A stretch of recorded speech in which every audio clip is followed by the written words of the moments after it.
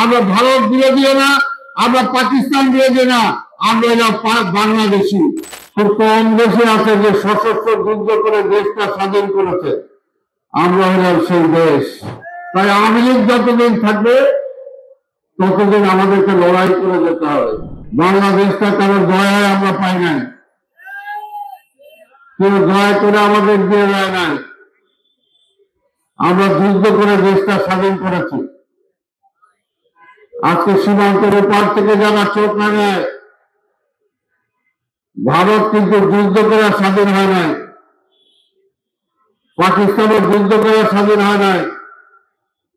কাজে পৃথিবীর ইতিহাসে খুব কম দেশে আছে যে সশস্ত্র যুদ্ধ করে দেশটা স্বাধীন করেছে, আমরা হলাম সেই দেশ। এবং জীবনে বারবার প্রমাণ হয়েছে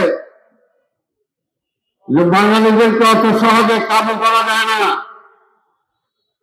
মিথ্যা দিয়ে, সন্ত্রাস করে, গুম করে, হত্যা করে আমাদেরকে দমানো যায় না। পাকিস্তানিরা পারে নাই, শেখ মুজিবও পারে নাই।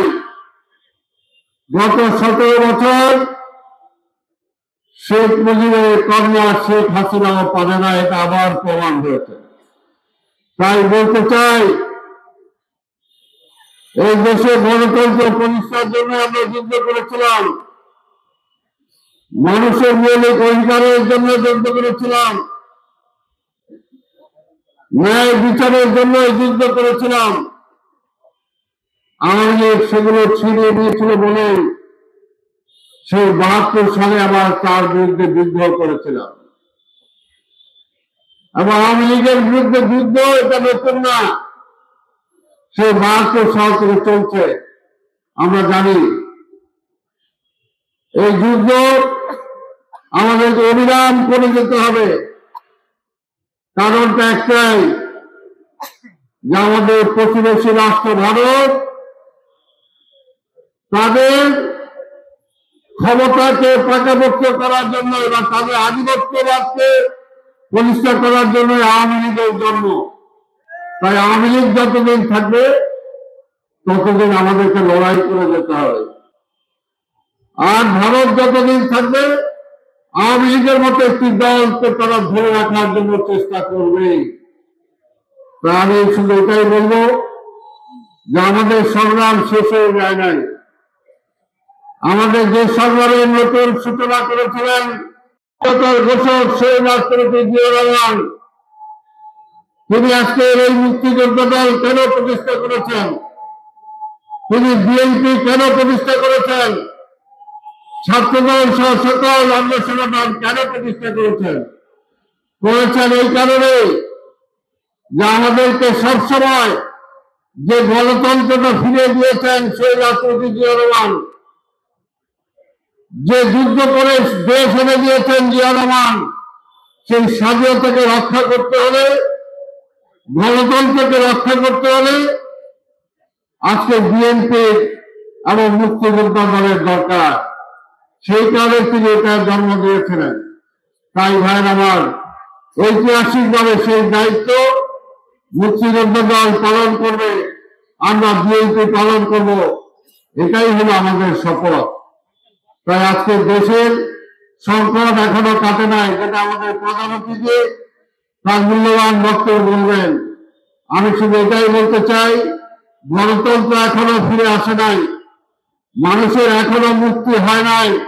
যে পর্যন্ত না আগামী নির্বাচন করে, নির্বাচনের মধ্য দিয়ে আমাদের নেতা তারেক রহমানকে এই দেশের বাংলাদেশের প্রধানমন্ত্রী বানাতে না পারবো, সেই পর্যন্ত প্রাথমিক বিজয় আমাদের হবে না। তাই প্রাথমিক বিজয় সেটা, তারপরেও তারেক রহমানকে আমরা প্রধানমন্ত্রী বানাবো, তারপরে তিনি সংগ্রাম আমাদেরকে করেই যেতে হবে, যে পর্যন্ত না আমরা গণতন্ত্রকে প্রাতিষ্ঠানিক রূপ দিতে না পারবো, যে পর্যন্ত না ভারতকে বুঝাতে সক্ষম হবো যে আজকে কোন একটা দলের সাথে বন্ধুত্ব করে আপনাদের লাভ নাই, দেশে বাংলাদেশের জনগণের সাথে আপনাদের বন্ধুত্ব করতে হবে, বাংলাদেশের জনগণের সাথে আপনার সম্পর্ক তৈরি করতে হবে। তাহলে দুইটা দেশ আমরা শান্তিতে সামনের দিকে এগিয়ে যেতে পারবো। কারো বৈধতা আমরা চাই না, কারোর সাথে অন্যায় দ্বন্দ্ব আমরা চাই না। আমরা পরিষ্কার, আমরা ভারত বিরোধীও না, আমরা পাকিস্তান বিরোধী না, আমরা এরা বাংলাদেশি, আমরা এরা বাংলাদেশের পক্ষে। সেই কারণে আমাদের নেতা স্লোগান দিয়েছেন, দিল্লি নয় পিন্ডি নয়, আমার দেশ হলো কি বলে, আমার দেশ বাংলাদেশ।